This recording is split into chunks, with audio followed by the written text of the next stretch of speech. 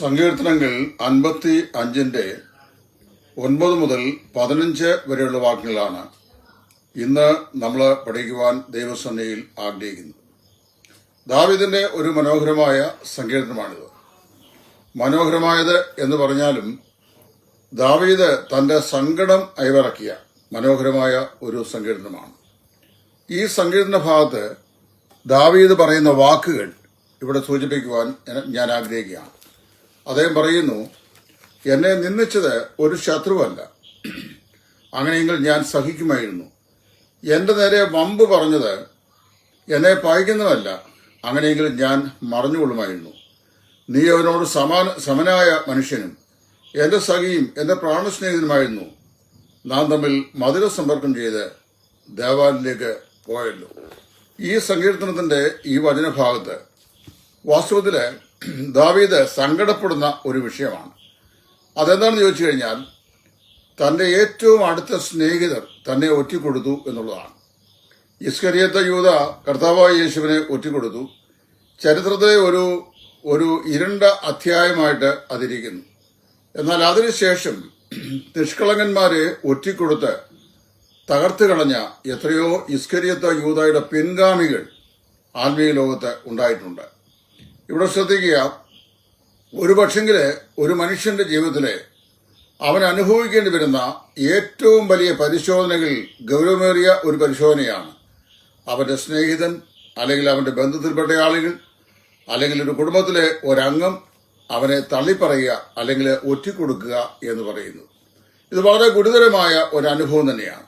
ദാവീദ് എഴുതി, അവന്റെ വായിലെ വാക്കുകൾ വെണ്ണ പോലെ മൃദുവായത്, എങ്കിലും അവന്റെ ഹൃദയത്തിലോ യുദ്ധമത്രേ ഉള്ളത്. അവന്റെ വായിലെ വാക്കുകൾ എണ്ണയേക്കാൾ മൃദുവായത്, എങ്കിലും അവ ഊരിപ്പിടിച്ച വാളുകളായിരുന്നു. വർത്തമാനം കേട്ടാൽ നമ്മോട് സംസാരിക്കുന്ന കണ്ടാൽ ഈ തേനും പാലിനോട് വയമ്പും കൂടെ ചേർത്ത് മനോഹരമായ നിലയിൽ ഇങ്ങോട്ട് പറയുന്ന പോലെയാണ് സംസാരിക്കുന്നത്. എന്ന് കണ്ടു കഴിഞ്ഞാൽ ഏത് ബിട്രയിൽ ഒറ്റിക്കൊടുപ്പും ചെയ്ത ശേഷവും ഏറ്റവും നികൃഷ്ടമായ നിലയിൽ ഉപദ്രവിച്ച ശേഷവും നേരെ കാണുമ്പോൾ ചക്കര കൊണ്ട് കാപ്പി ഉണ്ടാക്കുന്ന പോലെ സംസാരിക്കുന്ന ആളുകൾ. ചില ആളുകൾ അങ്ങനെയാണ്. ഇരുവിധ വ്യക്തിത്വങ്ങൾ ഉടമകളാണ്. കഠിനമായ നീചപ്രവൃത്തി ചെയ്യും. എന്നാൽ മറ്റുള്ളവർ മുമ്പാകെ കാണുമ്പോൾ ഓടി വന്ന് കെട്ടിപ്പിടിക്കുക, ചുംബിക്കുക, സുഹൃതമായി സംസാരിക്കുക. അവന്റെ വായിലെ വാക്കുകൾ അത് വെണ്ണയെപ്പോലെ മൃദുവായത്, എണ്ണയേക്കാൾ മൃദുവായത്, എങ്കിലും അവ കയ്യിലൂരിപ്പിടിച്ച വാളായിരുന്നു. ഹൃദയത്തിൽ നിരന്തരം യുദ്ധമായിരുന്നു. ഹൃദയത്തിൽ പകയും വിദ്വേഷവും കയ്പും വെച്ചു പുലർത്തുമ്പോഴും വായ് കൊണ്ട് മൃദുവായി സംസാരിച്ച് സ്നേഹിക്കുന്നു എന്ന് തോന്നിപ്പിക്കത്തക്ക നിലയിൽ ഇടപെട്ട ആളുകൾ. വാസ്തവത്തിൽ ഒരു ഡയമണ്ടിനെ കട്ട് ചെയ്യാൻ ഒരു ഡയമണ്ടിനെ കൊണ്ടേ സാധിക്കുകയുള്ളൂ. വാസ്തവത്തില് നമ്മുടെ ജീവിതത്തെ ഏറ്റവും കൂടുതൽ മുറിവേൽപ്പിക്കുവാൻ ഒന്നുകിൽ നാം സ്നേഹിച്ചവർ, അല്ലെങ്കിൽ നമ്മെ സ്നേഹിച്ചവർ, അങ്ങനെയുള്ളവർക്ക് മാത്രമേ സാധിക്കുകയുള്ളൂ. അത് ഏറ്റവും ഭയങ്കരമായ ഒരു ജീവിത അനുഭവം തന്നെയാണ്. ഇവിടെ ഈ വാക്കുകൾ യൂദായുള്ള ബന്ധത്തിൽ നമ്മുടെ കർത്താവ് ഉപയോഗിച്ചിരിക്കാൻ സാധ്യതയുണ്ട്. കാര്യം, നാം തമ്മിൽ മധുര സമ്പർക്കം ചെയ്ത് ദേവാലയത്തിലേക്ക് പോയല്ലോ.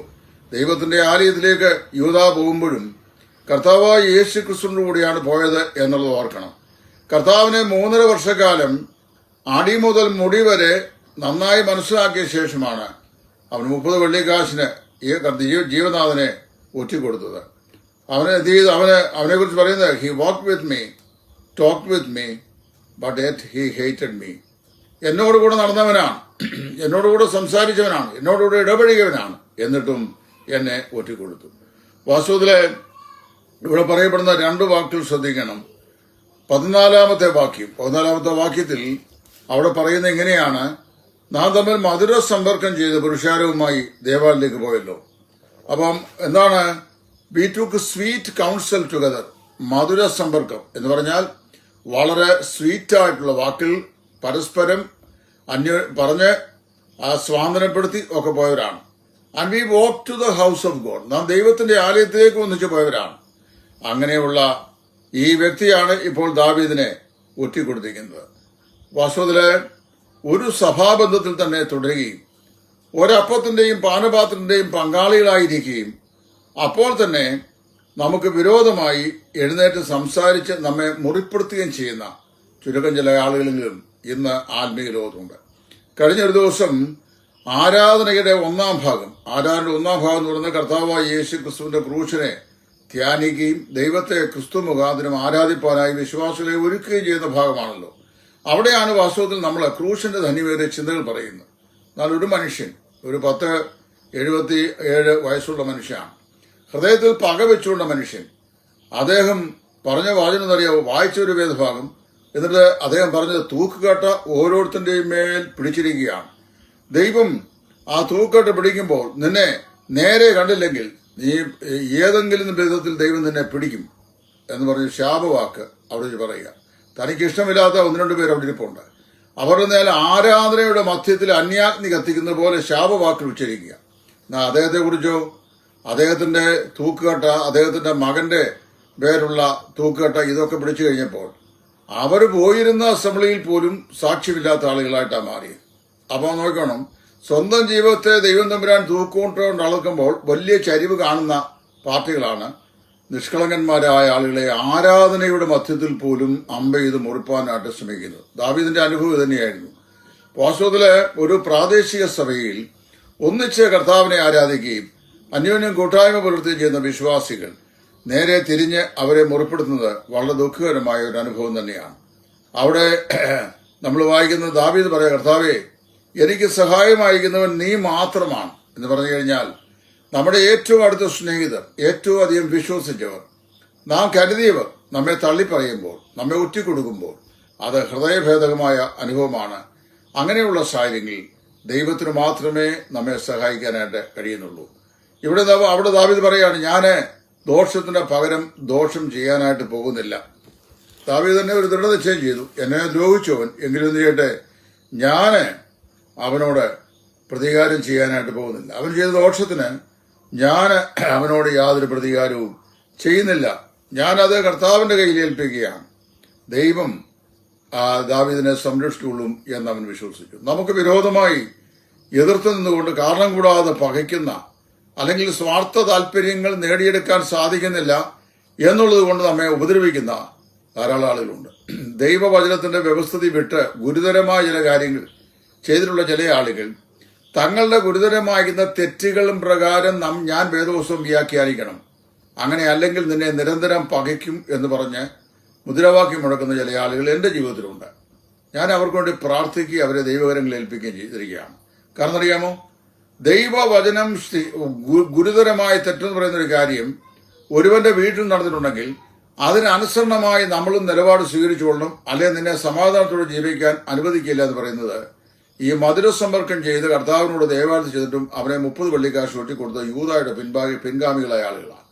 നമുക്ക് ദൈവത്തോടാണ് കടപ്പാടുള്ളത്, സ്വന്തം മനസ്സാക്ഷിയോടാണ്. ദൈവത്തോടും സ്വന്തം മനസ്സാക്ഷിയോടും നമുക്കുള്ള കടപ്പാട് ഒരിക്കലും നമുക്ക് പണയം വെക്കാനായിട്ട് സാധിക്കത്തില്ല. കാരണം നമുക്ക് അക്കൗണ്ടബിലിറ്റി ഉള്ളത് നമ്മുടെ ദൈവത്തോടാണ്. ഈ വചനഭാഗത്തു നിന്ന്, അതായത് 55 സങ്കീർത്തനത്തിന്റെ 9 മുതൽ 15 വരെയുള്ള ഈ വചനഭാഗത്തു നിന്ന് 2 പ്രധാനപ്പെട്ട ഗുണപാഠങ്ങൾ ദൈവത്തിന്റെ പരിശുദ്ധാത്മാവ് നമ്മെ അഭ്യസിപ്പിക്കുന്നു. ഒന്ന്, നമ്മളെല്ലാവരും മനുഷ്യരാണ്. അതുകൊണ്ട് മറ്റുള്ള ആളുകളെ പലപ്പോഴും നാം ചില സമയത്തൊക്കെ മുറിപ്പെടുത്താൻ സാധ്യതയുണ്ട്. രണ്ടാമത്തെ ലെസൺ എന്ന് പറയുന്നത് നാം മറ്റുള്ളവരെ മുറിപ്പെടുത്താതെ ഇരിപ്പാൻ സൂക്ഷിക്കുക എന്നുള്ളതാണ്.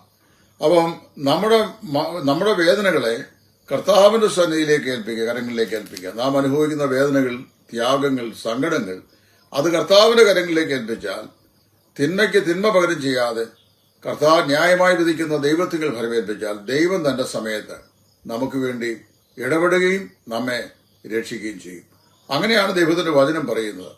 അങ്ങനെ ഈ വചനഭാഗത്ത് ദാവീദ് തന്നോട് കൂടെ നടന്ന താൻ സ്നേഹിച്ച ആളുകൾ തന്നെ തള്ളിപ്പറഞ്ഞ് ഉപേക്ഷിച്ച് കളഞ്ഞതും ശത്രുവിന്റെ കയ്യിൽ ഏൽപ്പിച്ചു കൊടുക്കുവാൻ ശ്രമിച്ചതും തന്നെ വേദനിപ്പിച്ചതും തന്നെ മുറിപ്പെടുത്തുമായ കാര്യങ്ങളെക്കുറിച്ച് ദാവീദ് പറയുന്നു. എന്നാൽ താൻ തന്റെ സങ്കടം ദൈവത്തോട് അറിയിച്ചു. കർത്താവ് അവനെ കരുതിക്കൊള്ളും എന്നുള്ള ഉറപ്പ് അവന്റെ ഹൃദയത്തിൽ നൽകി. നമുക്ക് വിരോധമായി തിരിഞ്ഞു നിന്ന് സംസാരിക്കുന്ന, പ്രവർത്തിക്കുന്ന ആളുകളോട് സ്വർഗത്തിലെ ദൈവം ഏർപ്പെടുന്നതിന് നാം ദൈവകരങ്ങളിൽ അവരെ ഫലമേൽപ്പിക്കുക. നമുക്കല്ലാതെ വേറെ ഒരു മാർഗവുമില്ല. മോശയുടെ ശരീരം സംബന്ധിച്ച് ഈ സാത്താൻ ഒരിക്കൽ ദൈവത്തിന്റെ പ്രഭുവായിരുന്ന മിഖായേലിനോട് സംസാരിക്കുമ്പോൾ, വാദിക്കുമ്പോൾ, ദൈവം തന്നെ ഭത്സിക്കട്ടെ എന്നാ പറഞ്ഞത്. വാസ്തവത്തില് ഗബ്രിയേല്, മിഖായേല്, ലൂസിഫർ ഇവർ 3 പേരുമായിരുന്നു ദൈവസിംഹാസനമുമ്പാകെയുള്ള പ്രശസ്തന്മാരാകുന്ന ഈ ആർച്ച് ഏഞ്ചൽസ്. അതിലെ ഇവനാണ് വെട്ടിട്ട് താഴെ വീണത്. പിന്നീട് ഒരിക്കൽ പർവ്വതത്തിൽ വെച്ച് മരിച്ചുപോയ മോശയുടെ ശരീരം സംബന്ധിച്ച് ദൈവത്തിന്റെ പ്രധാന ദൂതനായ മീഖായേലിനോട് ഈ ലൂസിഫർ വാദിക്കുമ്പോൾ വേണമെങ്കിൽ തന്റെ റാങ്ക് അനുസരിച്ച് അവനെ ശപിക്കാം, അല്ലെങ്കിൽ അവനെ ശാസിക്കാം. അവനത് ചെയ്തില്ല. വീണുപോയ ദൂതനാണെന്ന് പറഞ്ഞാലും തന്റെ സെയിം റാങ്കിൽപ്പെട്ട ഒരുത്തനായിരുന്നു എന്നുള്ള അപബോധം. ദൈവം തന്നെ ഭക്ഷിക്കട്ടെ എന്ന് പറയുകയാണ് ചെയ്തത്. ശകാരത്തിന് പകരം ശകാരവും ദോഷത്തിന് പകരം ദോഷവും ചെയ്യാതെ ന്യായമായി വിധിക്കുന്ന സൃഷ്ടാവെങ്കിൽ കാര്യം ഫലമേൽപ്പിച്ചാൽ 16-ാം സങ്കീർത്തനം നമ്മൾ വായിക്കുന്ന പോലെ, സമയം വരുമ്പോൾ ഞാൻ എഴുന്നേൽക്കും, രക്ഷയ്ക്കായി കാക്ഷിക്കുന്നവനെ ഞാൻ അതിലാക്കും എന്ന് ദൈവത്തിന്റെ വചനം പറയുന്നു.